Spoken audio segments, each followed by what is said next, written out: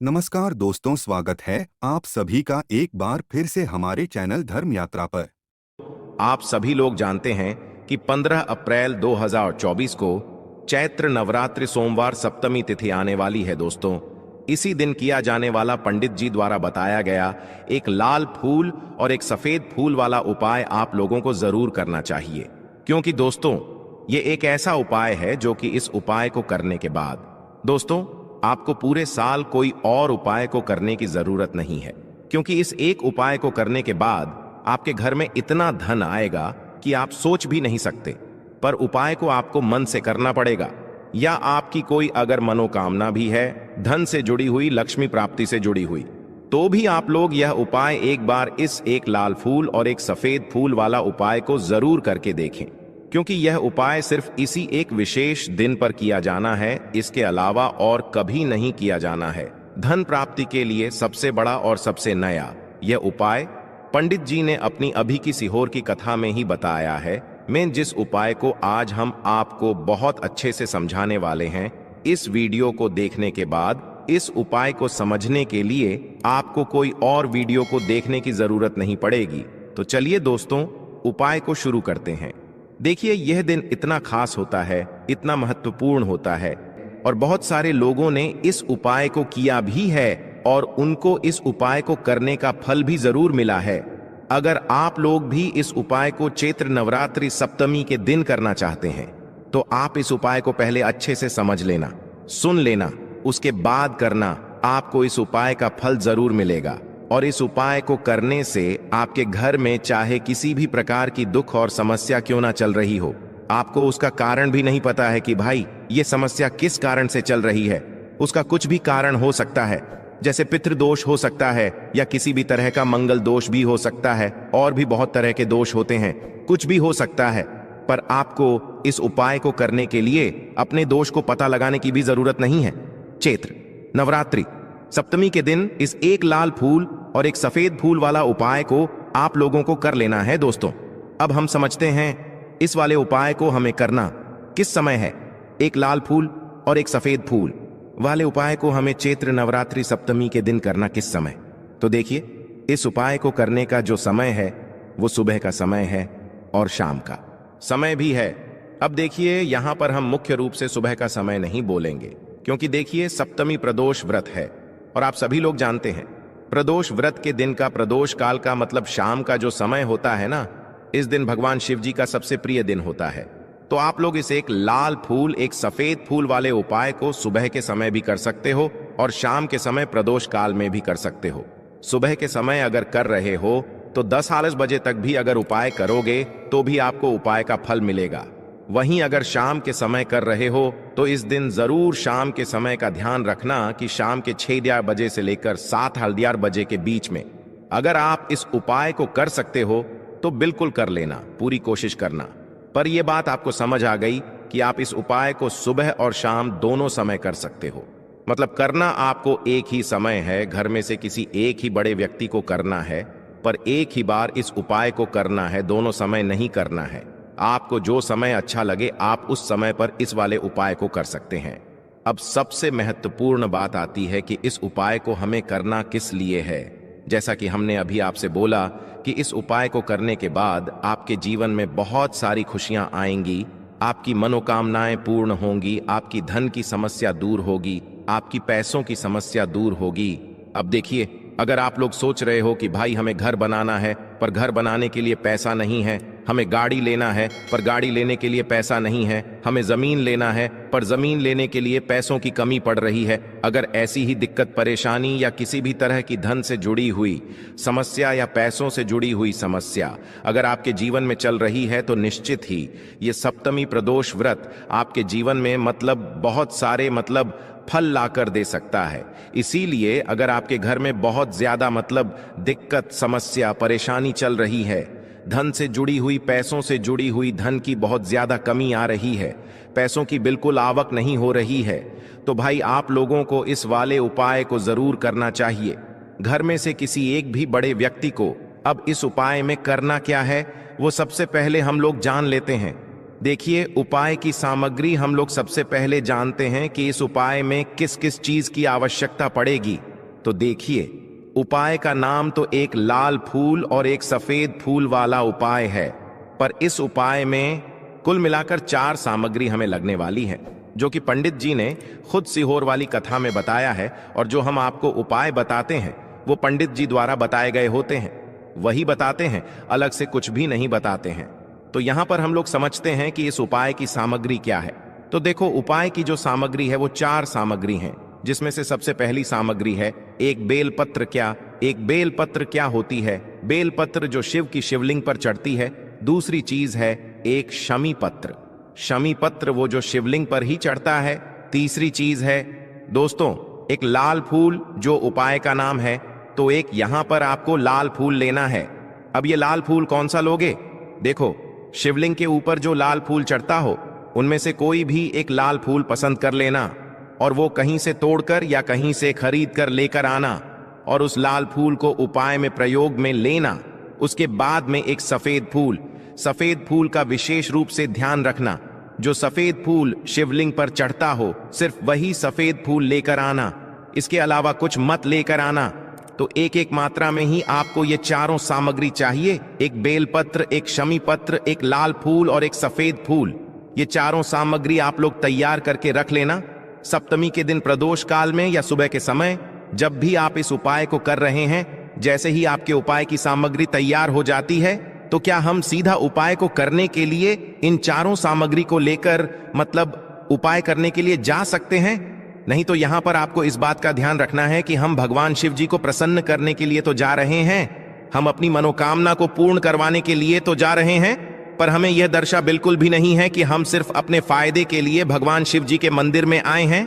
इसीलिए हम इस उपाय को करने के साथ साथ में भगवान शिव जी की पूजन अर्चना के लिए कुछ सामग्री भी जरूर लेकर जाएंगे। जैसे कि सुबह के समय अगर आप उपाय को कर रहे हो इस एक लाल फूल और एक सफेद फूल वाले उपाय को, तो भाई सुबह के समय आपको एक लोटा जल लेकर जाना है। जो लोग प्रतिदिन शिव जी के मंदिर जाते हैं, पूजन अर्चना करते हैं, जल चढ़ाते हैं, फूल बेलपत्र बील गोराल सब कुछ चढ़ाते हैं, भाई वो अपनी पूजन अर्चना वैसी की वैसी ही करना। बाकी जो सिर्फ उपाय को करने के लिए जा रहा है, जो कुछ भी लेकर नहीं जा रहा है, वो कम से कम एक लोटा जल अपने घर से जरूर भरकर लेकर जाना, अगर आप उपाय को कर रहे हो, है ना? क्योंकि इस वाले उपाय को आप भगवान शिव जी की पूजन अर्चना करने के बाद ही करना। वहीं अगर बात करें शाम के समय की, अगर कोई व्यक्ति शाम के समय प्रदोष काल में इस वाले उपाय को कर रहा है, तो भाई आपको मात्र एक घी का दीपक तैयार करना है। ये बात हम हमेशा बोलते हैं। शाम के समय प्रदोष काल में कोई कर रहे हो ना, तो दीपक का विशेष महत्व होता है। और प्रदोष व्रत के दिन का, प्रदोष काल में जो भी व्यक्ति दीपक जलाता है न भगवान शिव जी के मंदिर में, भाई उसके जीवन से सारी दुख और परेशानियां भी दूर होती हैं। तो भाई इस दिन दीपक का विशेष रूप से ध्यान रखना आप लोग, अगर आप इस उपाय को शाम के समय प्रदोष काल में कर रहे हो, है ना? ये जो दीपक आप लोग लोगे, ये आटे का लोगे। जो आटा आप गूंद दोगे उसके अंदर कुछ भी मत डालना, मात्र सादा आटा गूंद कर उसे तैयार कर लेना, और एक मीडियम साइज का दीपक तैयार कर लेना। वो दीपक ना ज्यादा छोटा हो ना ज्यादा बड़ा हो, है ना? उसके बाद में दीपक आपका तैयार हो जाए तो इसके अंदर जो बत्ती रखोगे वो गोल बत्ती रखोगे। देखो, गोल बत्ती भी 2 तरह की होगी, एक बाजार की और एक घर वाली। तो कोशिश करना अपने घर में जो रोई रखी हुई है उस रोई से आप लोग एक गोल बत्ती अपने ही हाथों से बनाओ। उपाय का फल अच्छा मिलता है। भगवान शिव जी जल्दी प्रसन्न होते हैं। जब हम किसी भी उपाय को अपने हाथों से परिश्रम करके तैयार करते हैं, तो आपको उस दीपक के अंदर एक गोल बत्ती रख देनी है। इसके अंदर जो चीज आप लोग डालोगे वो डालोगे शुद्ध देसी गाय का घी। इस बात का विशेष रूप से ध्यान रखना, शुद्ध देसी गाय का घी ही डालना है। तेल वगैरह आज के दिन तो मतलब इस दिन मत डालना, सप्तमी प्रदोष व्रत के दिन, क्योंकि भगवान शिव जी का सबसे प्रिय दिन और प्रिय समय पर हम लोग इस वाले उपाय को कर रहे हैं। तो थोड़ा सा शुद्ध देसी का घी इतना डालना कि वो दीपक कुछ समय तक चल सके। ना बाजार वाला मिलावटी घी डालना, ना भैंस का घी डालना, शुद्ध देसी गाय का घी। आपको ढूंढने में थोड़ी मतलब मेहनत लगेगी और महंगा भी मिलेगा, पर इसी मतलब घी से भगवान शिव जी प्रसन्न होते हैं और उसी शुद्ध देशिका की घी से घर में बरकत भी बनी रहती है और हमारे घर में सुख शांति भी बनी रहती है। इसलिए इस शुद्ध देशिका की घी को अपने घर में हमेशा रखा करो। वो भगवान शिव जी के कार्यों में भी उपयोग में आता है और उपायों में भी हम लोग प्रयोग कर सकते हैं। तो यहाँ पर आपकी सारी तैयारियां हो चुकी हैं। उपाय को करते समय शुद्धता का विशेष रूप से ध्यान रखिएगा। सुबह कर रहे हो तो भाई सुबह तो आपको स्नान करना ही करना है, बाकी शाम को कर रहे हो तो शाम को मात्र हाथ मुंह धोकर भी आप लोग इस वाले उपाय को कर सकते हो। कोई दिक्कत वाली बात नहीं है भाई। उपाय की पूरी सामग्री तैयार करके और पूजन सामग्री लेकर आपको भगवान शिव जी के मंदिर पहुंचना है, जो आपके घर के पास में हो, जहां पर शिवलिंग विराजित हो, शिवालय हो, वहां पर आप लोगों को पहुंचना है। और जैसे ही आप भगवान शिव जी के मंदिर में पहुंचते हो, जाकर ही उपाय शुरू नहीं करना है। पहले आपको भगवान शिव जी की पूजन अर्चना करना है। पूजन अर्चना कैसे करोगे? सुबह के समय गए हो तो 1 लोटा जल वगैरह जो भी पूजन सामग्री लेकर गए हो, उससे पहले पूजन सामग्री आप लोग मतलब पूजन भगवान शिव जी की कर लो। जो व्यक्ति सिर्फ 1 लोटा जल लेकर गए हैं, वो शिव जी की शिवलिंग पर मात्र 1 लोटा जल एक धारा से धीरे धीरे करके चढ़ा लो, है ना। अपनी पूजन अर्चना आप लोग जो है पूरी कर लो पहले। उसी के बाद अगर आप शाम के समय सुबह को कर रहे हो तो जाते से यह सफाई को नहीं करना है, पहले जाकर बैठना है। भगवान शिव जी के शिवलिंग के पास में आप जो दीपक तैयार करके लेकर आए हो, उस दीपक को पहले जलाना है। ये जो दीपक आप लोग जलाओगे ना, ये किसी और की माचिस से मत जलाना, अपनी ही माचिस अपने ही घर से लेकर आना और इस दीपक को अपने ही माच से चलाना। अगर आपने मंदिर की माचिस या किसी और की माचिस ले ली, इस उपाय को करने में इस उपाय का फल उस व्यक्ति को भी थोड़ा बहुत मिल जाएगा। इस बात का ध्यान रखना। इसलिए अपने घर से अपनी ही माचिस लेकर जाना और इस दीपक को जलाना। दीपक को जलाने के बाद भगवान शिव जी की शिवलिंग के पास में रख देना।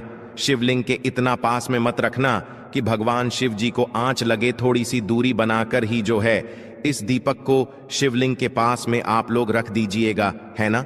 अब जैसे ही आपकी पूजन अर्चना हो जाती है, भगवान शिव जी के शिवलिंग के सामने या आसपास कहीं पर भी बैठ जाइए उपाय को करने के लिए। और उपाय को करने से पहले आप लोग अपनी वह चारों पूजन सामग्री निकाल लीजिए। उपाय की जो सामग्री है वो निकाल लीजिए और भगवान शिव जी के शिवलिंग के ऊपर एक माता अशोक सुंदर जी का स्थान देख लीजिए। माता अशोक सुंदर जी का जो स्थान होता है वो जलाधारी के ऊपर होता है, जलाधारी के बिल्कुल बीचों बीच में होता है। आप लोगों ने देखा भी होगा शिवलिंग की जलाधारी होती है, जलाधारी के बिल्कुल बीचों बीच का जो स्थान होगा वो माता अशोक सुंदर जी का स्थान होगा, क्योंकि यहीं पर हमें ये जो है उपाय को करना है। सबसे पहली चीज, अब हम उपाय को करना शुरू करते हैं। आप सबसे पहले अपनी एक बेलपत्र उठा लो। एक बेलपत्र को आपको माता अशोक सुंदर जी वाले स्थान पर सबसे पहले समर्पित करना है। बेलपत्र की डंडी का मुख होगा जलाधारी की तरफ, जहां से जल बहता है और नीचे गिरता है, और बीच वाली बड़ी पत्ती का मुख मतलब शिवलिंग की तरफ होगा। इस तरीके से आपको इस बेलपत्र को माता अशुचंद्र जी वाले स्थान पर समर्पित कर देना है। उसके बाद में अपनी एक कमी पत्र उठा लो जो आप उपाय के लिए लेकर आए हुए हो। एक कमी पत्र को उठाकर कमी पत्र की भी जो डंडी का भाग होगा वो जलाधारी की तरफ करके, जहां से जल बहता है नीचे गिरता है उस तरफ करके, और पत्ती वाला भाग शिवलिंग की तरफ करके इस शमी पत्र को भी उस बेल पत्र के ऊपर आपको समर्पित कर देना है। समर्पित करने के बाद अब आप ले लो अपना एक लाल फूल जो आप उपाय को करने के लिए लेकर आए हुए हो। इस लाल फूल का जो खिला हुआ भाग होगा, चाहे वो गुलाब का फूल हो, चाहे कोई सा फूल जो शिवलिंग पर चढ़ता हो, भाई उस फूल का जो खिला हुआ भाग होगा वो शिवलिंग की तरफ होगा। बाकी जो पीछे का भाग होगा फूल का वो जलाधारी की तरफ, जहां से जल बहता है नीचे गिरता है उस तरफ होगा। और आखिरी में आपका जो एक सफेद फूल बचा हुआ है ना, इस सफेद फूल को भी आपको लेना है और सफेद फूल का जो खिला हुआ भाग होगा वो शिवलिंग की तरफ होगा, जहां पर शिवलिंग रखा हुआ है उस तरफ होगा, और डंडी का भाग जलाधारी के पीछे की तरफ हो जाएगा।